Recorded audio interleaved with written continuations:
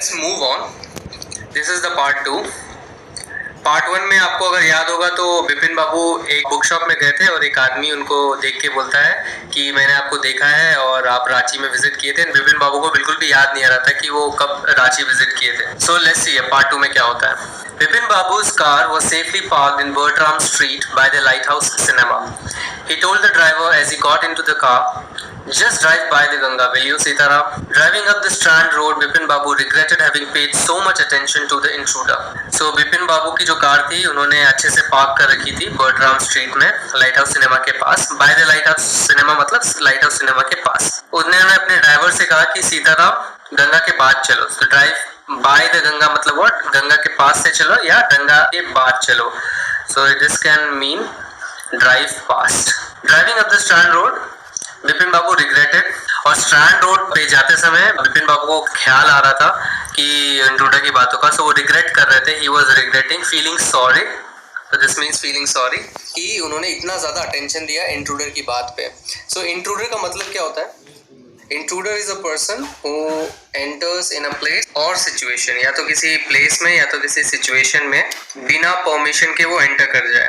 So या तो आपको interrupt कर दे वो, या तो आपके घर में घुस जाए तो उसको भी intruder बोलते हैं। So ऐसे person जो किसी situation या place में enter करता है where he is not invited, या तो आप बोल दीजिए where he is not invited, या आप ये भी बोल सकते हैं permitted। तो अगर आपके घर में कोई घुस जाता है बिना आपकी परमिशन से तो आप उसको इंट्रूडर बोलेंगे। इस सिचुएशन में उसको इंट्रूडर इसलिए विपिन बाबू बोल रहे हैं क्योंकि बिना परमिशन के वो एकदम से कॉन्वर्सेशन में घुस गया और उनसे बातें करने लग गया। सो वो सिचुएशन में उनको इंट्रूड कर रहा है, उनकी परमिशन के बिना वो बोले जा रहा था। सो इसलिए वो इंट्रूडर है। He had never been to Ranchi, no question about it. It was inconceivable that he should forget such an incident which took place only 6 or 7 years ago.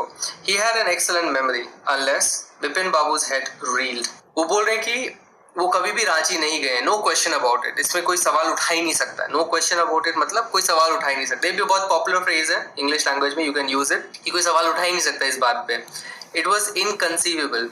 Inconceivable का मतलब होता है अनबिलीवेबल, जिस पर विश्वास न कर सको। सो आप अनबिलीवेबल लिखने की जगह आपको अगर किसी चीज में बिलीव नहीं हो तो आप उसको लिख सकते हो इनकंसीवेबल। सो उनके लिए ये अनबिलीवेबल था कि वो ऐसा कुछ इंसिडेंट जो उनकी लाइफ में 6 या 7 साल पहले ही हुआ है उसको भूल जाएं। दैट ही शुड फॉरगेट, कि वो भूल जाएं ऐसे इंसिडेंट को। सो उनके लिए अनबिलीवेबल था। He had an excellent memory, उनकी मेमोरी काफी अच्छी थी, एक्सीलेंट है काफी अच्छी। तो उनको इस बात पर विश्वास नहीं होता कि वो ऐसे भूल कैसे सकते हैं कि वो रांची गए थे, उन्हें याद ही नहीं है। Unless Bipin babus head reeled. So unless का मतलब सिवाय Bipin babus head reeled. Reel का मतलब हुआ चकरा जाना या शॉक लगना। सो रील का मतलब होता है ऐसे एक वर्ब को, अगर आप रील वर्ब को देखें तो इसका मतलब होता है कि स्पिनिंग मोशन में रिवाइंड होना या घूमना। बट यहाँ पे इसका मतलब है कि ही इज फीलिंग शॉक्ड या गिली, या तो सर चकरा रहा उनका। तो इसमें से कोई भी मतलब हो सकता है, या तो उनको एक शॉक लगा, कुछ याद आया उनको दिमाग में, या उनका सर चकरा रहा है। सो अगर सर चकराना किसी का बोलना है तो समवन्स हेड इज रीलिंग आप बोल सकते हैं। Was he losing his mind? But how could that be? He was working daily in his office. It was a big firm and he was doing a responsible job. He wasn't aware of anything ever going seriously wrong. Only today he spoke for half an hour at an important meeting. And yet, so उनको क्या ख्याल आया एकदम से, कि जो उनका sir चकराया या एकदम से सर घुमा उनका, कि उनको ऐसा लगा क्या मेरा दिमाग खराब हो रहा है? Am I losing my mind? Losing my mind या losing someone's mind एक फ्रेज होता है। इसका मतलब होता है क्या मैं पागल हो रहा हूँ, क्या मेरा दिमाग खराब हो रहा है। इसका मतलब मेरा दिमाग खो रहा है मेरे से, इसका मतलब मैं पागल हो रहा हूँ। But how could that be? But ऐसा कैसे हो सकता है? मैं रोज ऑफिस जाता हूँ, रोज ऑफिस में काम करता हूँ, एंड ये बहुत बड़ी कंपनी है एंड वो बहुत अच्छा रिस्पॉन्सिबल काम भी कर रहा है। उसको अभी तक ऐसा कुछ भी पता नहीं कि कुछ बहुत ज्यादा गलत हो गया हो अभी ऑफिस में। अभी तक किसी ने ऐसा कुछ बोला भी नहीं है। और आज ही विपिन बाबू ने आधे घंटे तक किसी इंपॉर्टेंट मीटिंग में कुछ बातें की हैं, पर फिर भी एंड येट फिर भी उसको समझ नहीं आ रहा है कि ऐसा कैसे हो गया कि सब कुछ सही चल रहा है उनके लाइफ में, एंड ये रांची वाला इवेंट उनको याद क्यों नहीं है। And yet dot dot dot and yet the man new a great deal about him. और उनको एक और ख्याल आता है कि फिर भी अगर ये सब बातें सही हैं कि मेरा दिमाग सही है और सब सही है, बातें सही है ये सब, बट फिर भी ये आदमी मेरे बारे में बहुत कुछ जानता है। तो उनको ये समझ में नहीं आ रहा है कि वो आदमी रांची के इवेंट के लिए गलत हो सकता है, पर फिर भी मेरे बारे में उसको इतना कैसे पता है? Yet the man knew a great deal. Know a great deal एक फ्रेज है जिसका मतलब होता है कि काफी डिटेल में कुछ जानना about him. How? He even seemed to know some intimate details. The bag of books, wife's death, brother's insanity, and so on. The only mistake was about his having gone to Ranchi. Not a mistake, a deliberate lie. In 1958, during the pujas, he was in Kanpur at his friend Haridas Bagchi's place. और उनको बिपिन बाबू की intimate details भी पता थी। Intimate का मतलब होता है प्राइवेट एंड पर्सनल। ये एक ऐसा वर्ड है जो मैं चाहता हूँ आप अपनी वोकैबुलरी लिस्ट में ऐड करें एंड इसको काफ़ी यूज़ कर सकते हैं आप। जब आप किसी के साथ बहुत ही पर्सनली क्लोज होते हो और बहुत ही प्राइवेटली एंड पर्सनली किसी को जानते हो तो आप इंटीमेट वर्ड का इस्तेमाल कर सकते हो। I am very intimate with that person and और we share an intimate connection. Intimate का अगर एक और हिंदी वर्ड होता तो मतलब आप बहुत करीब हैं किसी के साथ। The bag of books wife's death, तो उनको ये भी पता था कि उनके पास एक बुक्स का बैग है, उनकी वाइफ की डेथ के बारे में पता था, जो उनका भाई है उनके पागल होने के बारे में उनको पता था। इंसानिटी मतलब वो इनका पागलपन।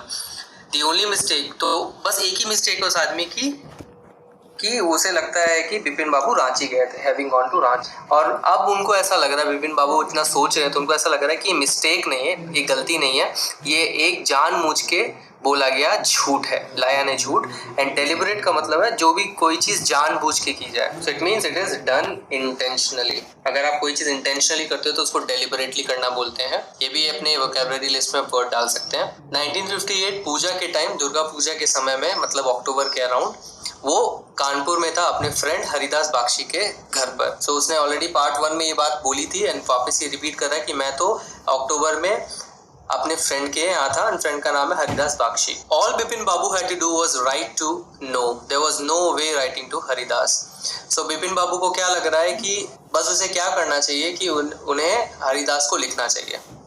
अगर उन्हें लिखेगा तो ये क्लियर हो जाएगा कि वो कानपुर में उनके पास आया था कि नहीं। Bipin Babu suddenly remembered that Haridas had left with his wife for Japan some weeks ago and he didn't have his address. तो फिर एकदम से उनको याद आता है कि उन्हें वो लिख ही नहीं सकता। There is no way of writing to Haridas. क्यों? क्योंकि हरिदास जो है अपनी बीवी के साथ, अपनी पत्नी के साथ जापान कुछ हफ्ते पहले ही चले गए हैं और जापान का एड्रेस बिपिन बाबू को उनका पता नहीं है। सो ये ऑप्शन भी उनका चला गया। But where was the need for proof? He himself was fully aware that he hadn't been to Ranchi and that was that. So आप देख रहे हो कि यहाँ पे वो क्या बोल रहे हैं, पर प्रूफ की जरूरत क्या है? Where is the need for proof? He himself is fully aware. उनको पूरी तरह से अभी पता है कि वो रांची नहीं गए हैं। Aware होना यानी to know about something. So that means I'm aware. I'm aware about the situation. मुझे सिचुएशन के बारे में पता है।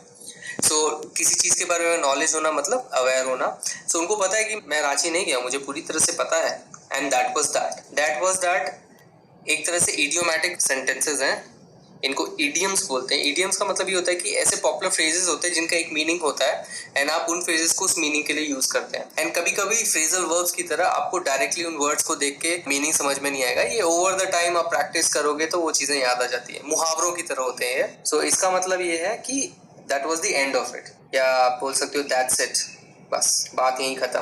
Nothing else can be done about it. So आप अगर बोला जाए अब इसका और कुछ नहीं कर सकते। सो एक सिचुएशन हुई, एक बात हुई जिसके बारे में अब आप और कुछ नहीं कर सकते, बोले दैट वाज दैट, या that was it, that's it, काम खत्म। सो आप बार बार देख रहे हो कि बिपिन बाबू बैक एंड फोर्थ जा रहे हैं। उनको कंफ्यूजन भी हो रहा है कि उनके दिमाग में बात चढ़ गई है उस आदमी की, परिमल घोष की, कि वो रांची गए हैं, पर उनको अपनी मेमोरी पे भी पूरा भरोसा है और उन्हें कुछ भी याद नहीं कि वो रांची गए हैं कि नहीं। तो बेचारे वो आगे पीछे बैक एंड फोर्थ जा रहे हैं कि विश्वास करूं तो किस पे करूं, उस आदमी पे करूं या खुद पे करूं।